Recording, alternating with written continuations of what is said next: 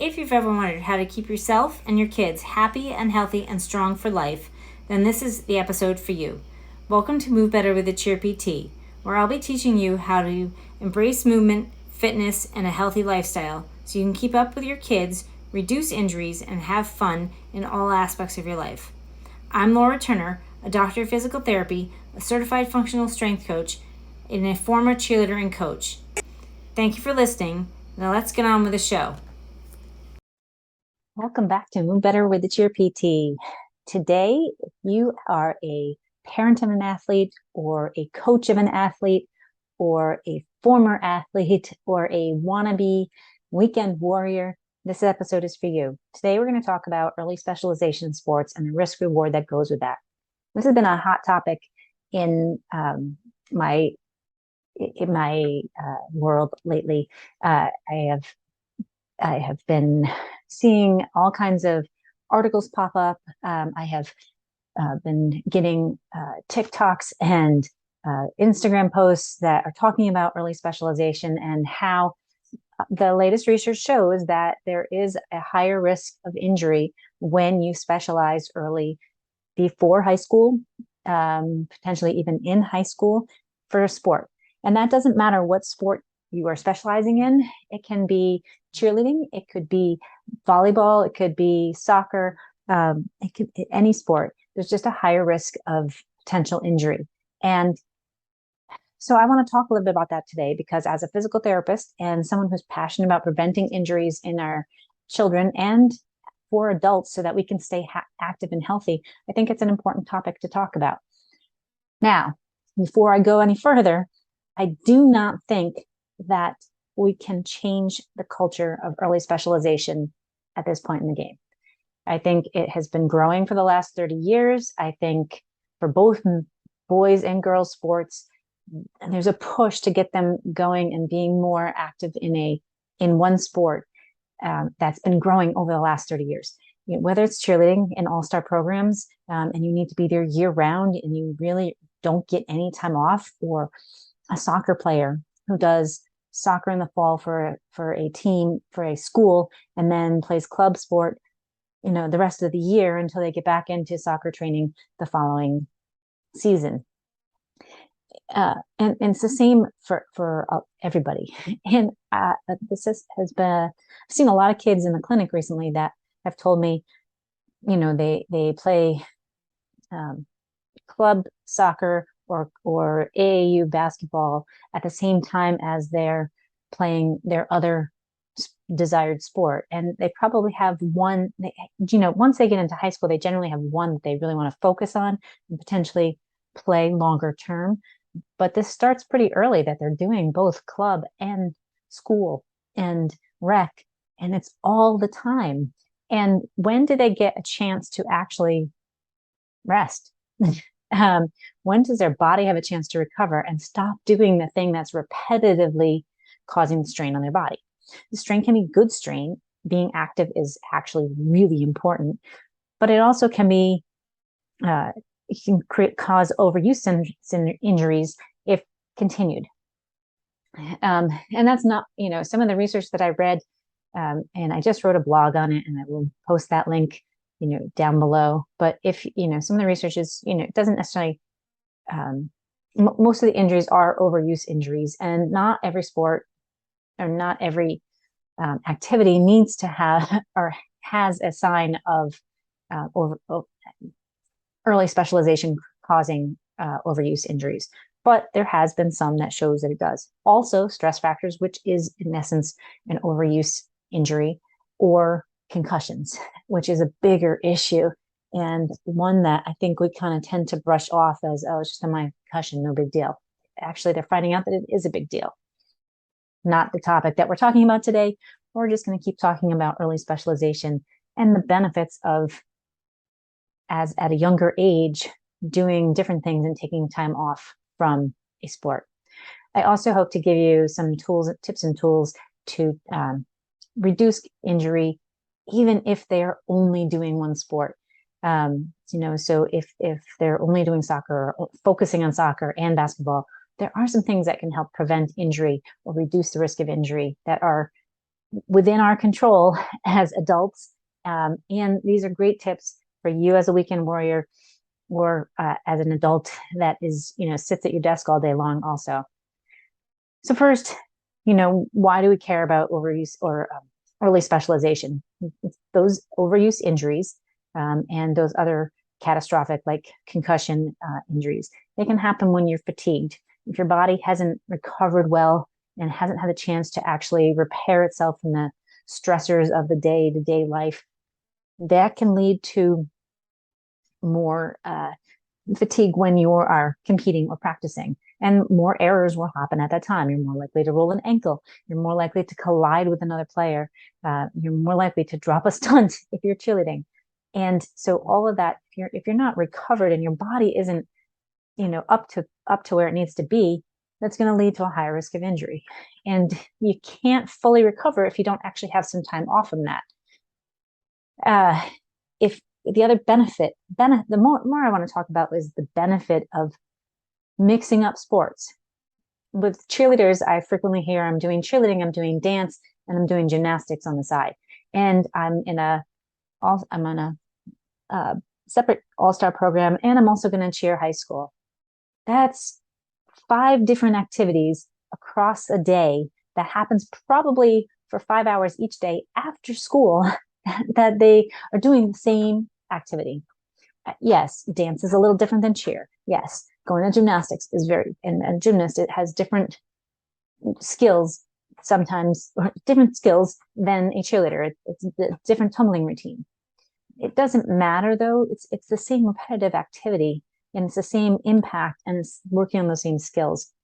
And then we don't actually develop other body awareness. The benefit of somebody playing soccer and playing basketball or swimming, and then playing maybe lacrosse in the spring, is you learn different eye-hand coordination. You create different balance responses. You are learning to change direction in a different way, which challenges your body and gives you a bigger, broader range to be able to correct a loss of balance if that's going to happen. You develop your muscles in a little different way, because if we always go to the gym, we always do a bicep curl like this, or if you saw my Instagram post about a lateral raise, you always do your lateral raise the same way and don't change up the angle a little bit. You're only working one direction of motion, and it's just you're gonna stop seeing gains. And so whether it's lifting in the gym or you are in a sport, mixing it up and doing different activities can help to develop our bodies so that we can have better muscular endurance, and we challenge that. We get stronger, and our joints move in different directions that we maybe don't do if we always do the same activity. So I think it's important to try different activities, especially when you're young. A 5-year-old, like, that's fine. Get them into cheer for a season, and then let them experience something else, and let them experience a different team bonding. A cheer team bonding is very different than how a soccer team bonds. I mean, maybe not. We all like our pizza parties, and we like we like to get together and like have, encourage the older kids to support the younger kids. The basic bonds of a team and following a leadership and learning is the same. But the skills you learn and how somebody coaches, you might hear one thing from one coach and hear another thing from a different coach, and be able to apply it to your specific sport that you want to specialize in. So having that ability to learn from multiple sources, I think, is important in helping to keep our athletes developing. It also helps reaction time, especially for cheerleaders. We need to be able to react quickly. But if you can't react and catch a ball, because you haven't learned that skill, how are you going to react and catch a person? So they overlap, and there's a lot of cross connect and all of that, and that helps to train our brains. It gives us a better learning cycle in general, as well as gives our bodies a different experience that allows it to rest, recover, and heal. The other big thing, I think, with early specialization is there's just no time for kids to rest and recover. I was having a discussion with my colleague this week. When do they do their homework? If they're going from school to dance class all day for 5 hours and then have practice at 8 o'clock at night, when do they do their homework? When do they eat meals?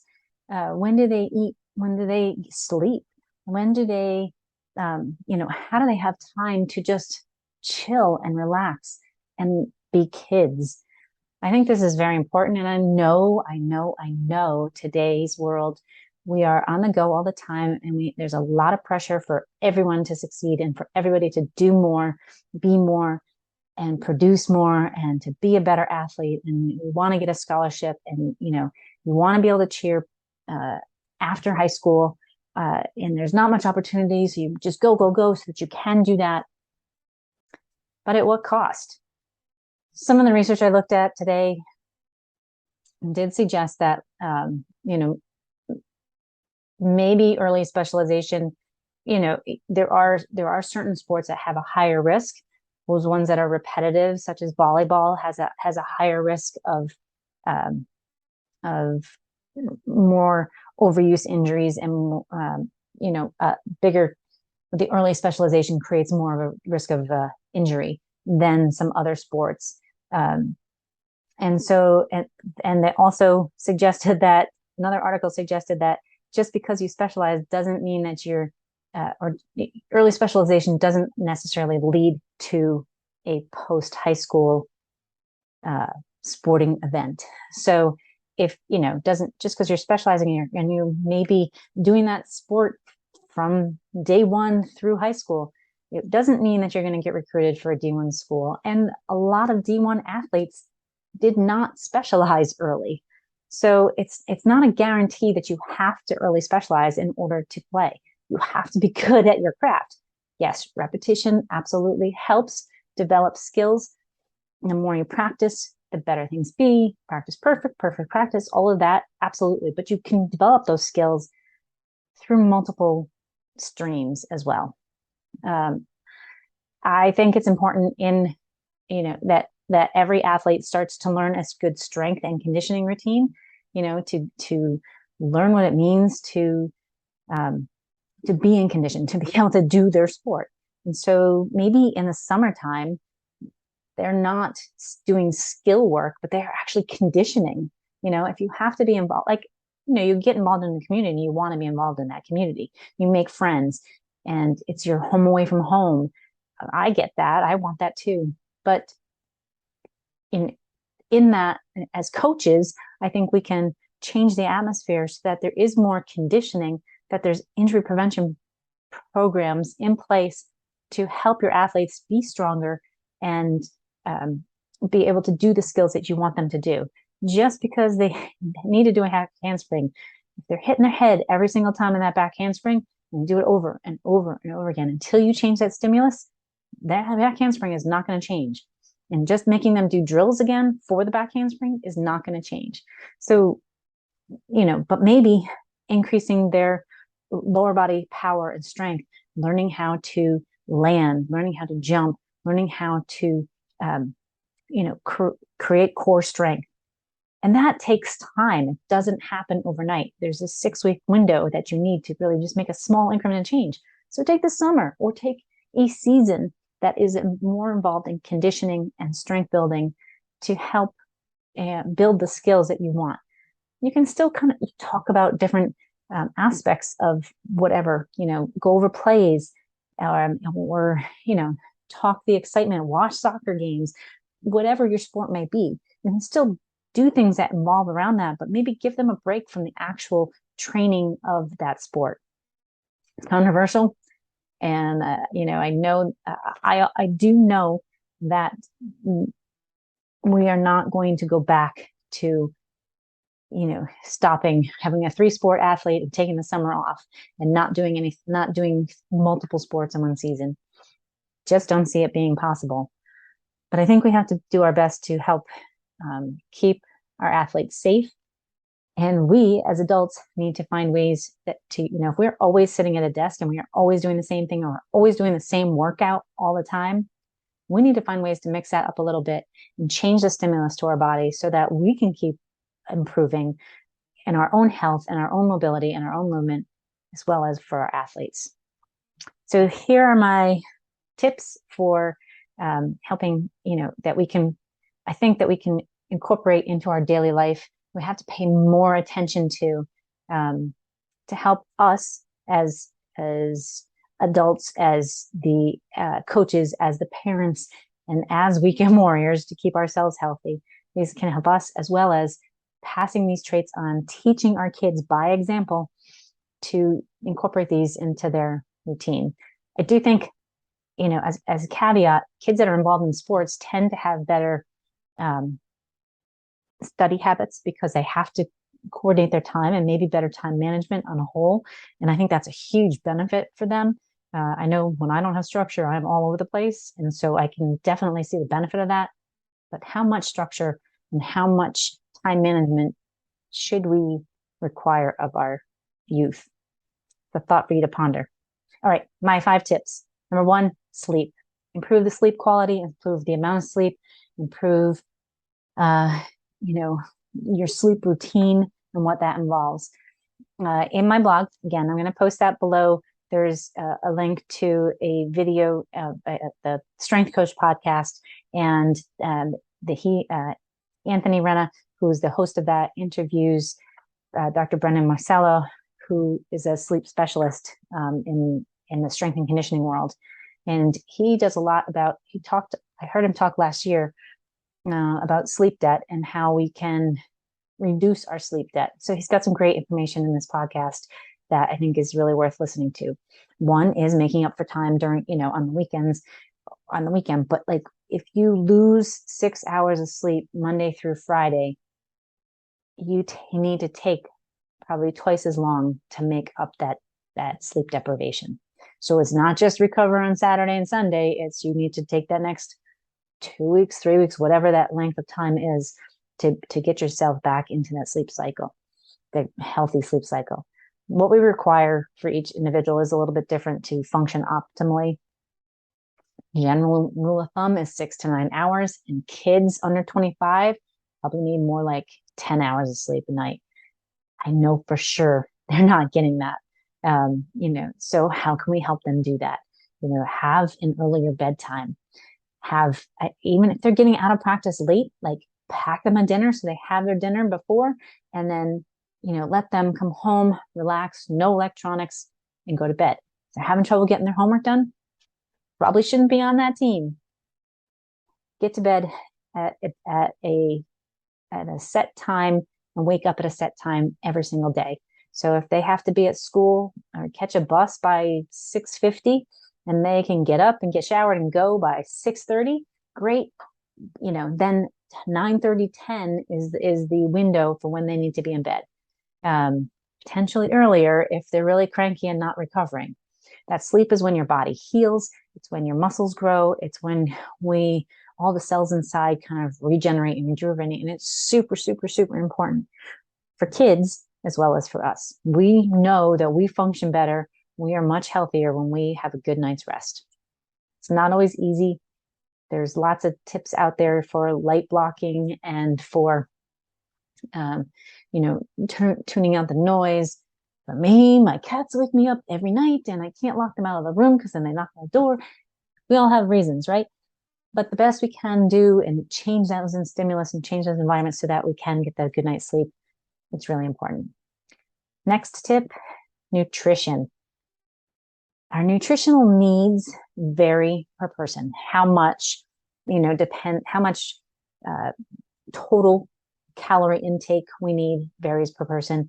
The amount of carbohydrates, fats, proteins will differ per person. The amount of specialized micronutrients, that differs per person. But what doesn't change is the quality of our food. We all know that eating junk food is not good for our bodies to operate optimally. Do I love my pizza? Absolutely. Can I eat it every day for every meal? Like sometimes I want to? Nope. It doesn't have all the nutrients I need. Even with a little bit of vegetables or protein on it, it doesn't have everything I need. you got to keep it balanced. You've got to get mostly vegetables and fruits in there. You've got to have some lean proteins. You've got to have some healthy carbohydrates that keep you balanced. I, was at a hotel in New York, visiting my father a few weeks ago, and there was a cheer competition somewhere locally, and then there was a plethora of kids around. It was really fun to see their big bows and how excited they were for competition. And they were just eating in the hotel lobby. What's their well-rounded breakfast look like? What's their average breakfast on a day-to-day basis?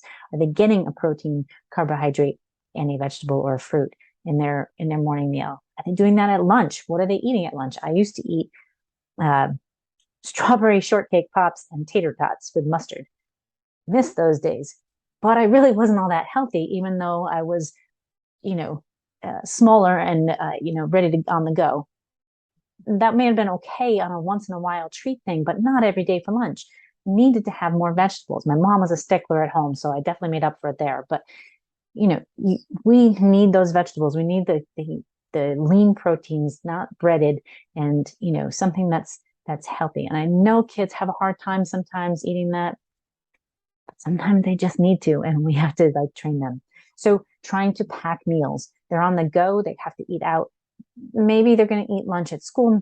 Sometimes they don't. Even a peanut butter and jelly sandwich or a nut-free, if you need whatever, even that can be more helpful with a glass of milk and give them some of the nutrients that they need. And it's better than eating an Elio's pizza or tater tots or chicken nuggets for every meal through the week.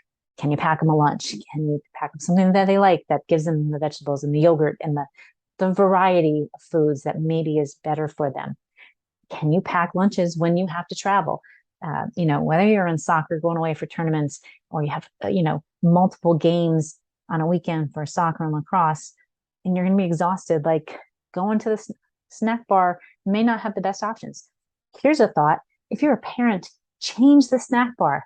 Offer some foods that are healthy for your kids. Find a way to get some creative vegetables in there and creative, we always think about making for the masses, but maybe that's not the best way to fuel our bodies. And if you're an athlete, you need to fuel your body. If you're a weekend warrior athlete or you're a 5-year-old who's newly at it, you need to fuel your body, and we need to start training better. Something that's learning progress for me as well. And something that we learn as we go. 3, hydration. I think it's important for everybody to get at least, half their body weight in ounces of water, give or take. It all depends. You can look at your pee. It should be clear and not really concentrated yellow. Fruit juices have a lot of sugar. Sports drinks have a lot of sugar and not as much, and they don't hydrate as well as just plain water. So encouraging plain water is important. I do think, milk, even non-dairy, can be helpful as far as calcium and bone production.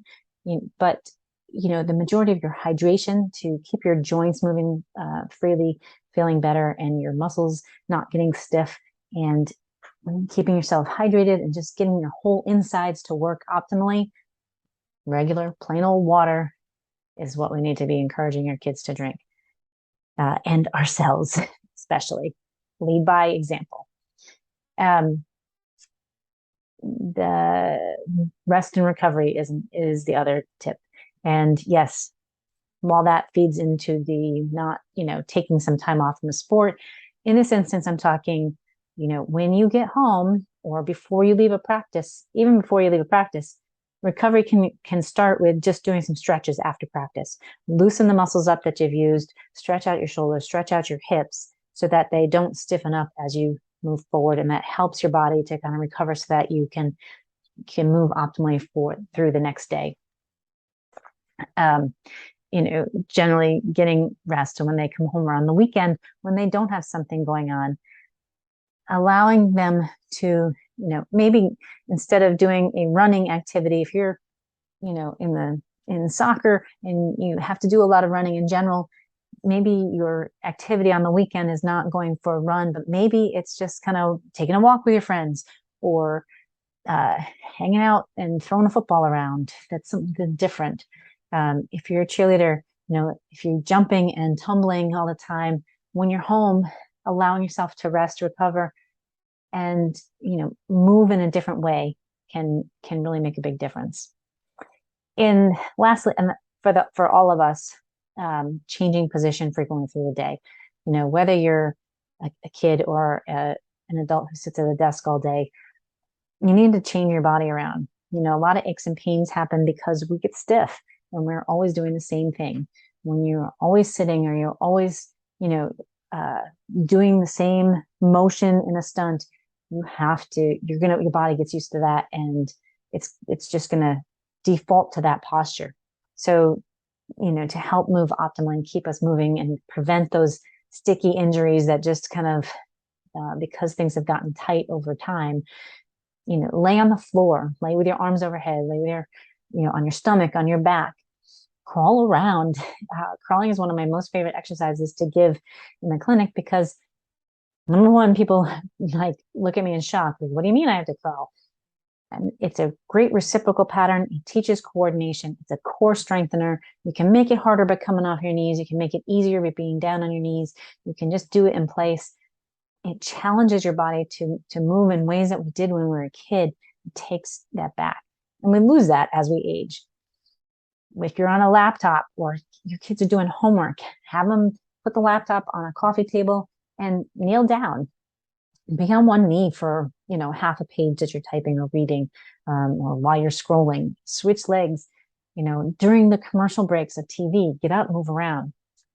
Something to change position and do something that is different and can create motion through your body will do a lot to keep you and your kids moving and feeling optimally.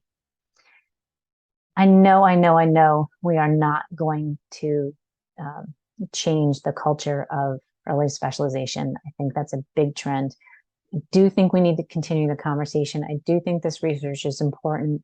We don't know what's happening, to the kids that are specializing early when they become adults, and how are those overuse injuries that they're having as kids going to affect them when they become adults. Sometimes that reward is well worth it. I was lucky. I didn't have any real injuries that I can remember through cheerleading, but I wouldn't have given up my cheer career if I thought that, when I'm older, I'm going to feel this. I would have said, no big deal. I like what I'm doing now. I'm just going to keep going. I completely get it. And I don't think that we need to force the issue. We just need to be aware of it. As with any injury cause, we need to be aware of it. And what can we do to minimize that risk? Doesn't mean stop. It means, how can we minimize it? How can we have this conversation? Can we be aware of it? Parents, talk to your coaches. Coaches, talk to your parents. Talk to the kids about mixing things up. On whatever sport anybody plays, just be aware. And if you do have an injury, you do need to take that time off to let things rest and recover and heal. Sometimes we think things have calmed down and then we're like, oh, we're just going to go toss the ball around like we just did, when you really just need to chill out and go and support somebody else while they're doing it. Hey, I got to sit back because I'm recovering and I want to be able to play next week, but this week I got to take some time off. It's food for thought. I would love to hear your thoughts on this. If you have, have you as an adult who specialized early, have you had any changes, any injuries that creep up because of those old injuries? And what are you seeing with your kids? Are you seeing a lot of overuse injuries, and how can we make this better for everybody all around? That concludes today's episode. I hope you have a wonderful day. Don't forget, when in doubt, breathe it out. Take life one step at a time. And as my dear friend Drew Kelleher said, you're responsible for your own vibes. Let's go get the day. Take care. Thanks for listening to this episode of Move Better with a Cheer PT. If you enjoyed the episode, please share it so more people can learn how to embrace healthy and fun movement. If you'd like to work with me on your fitness journey to stay strong and healthy, you can find me at the link listed below. That's where you'll find all my free guides and access to all my social media channels, as well as to book an appointment for a free discovery call to discuss your goals. Thanks for being part of our cheer team. Remember to live life without deductions and with extraordinary cheer.